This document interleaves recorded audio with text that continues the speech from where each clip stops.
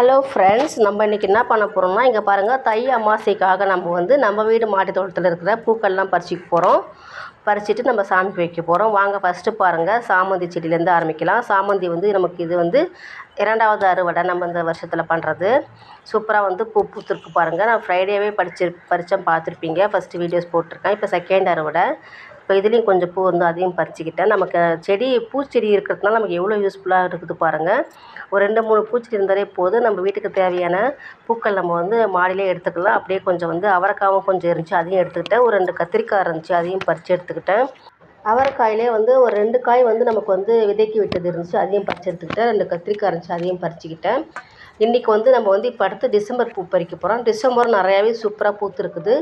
தினம் இப்போ டிசம்பர் நம்ம பறிச்சிட்ருக்குறோம். அப்புறம் செம்பருத்தியும் இருந்துச்சு, அதையும் பறிச்சுக்கிட்டு இன்றைக்கி நமக்கு தேவையான பூக்கள் நமக்கு கிடச்சிச்சு. தேங்க்யூ ஃப்ரெண்ட்ஸ், தேங்க்யூ ஃபார் வாட்சிங்.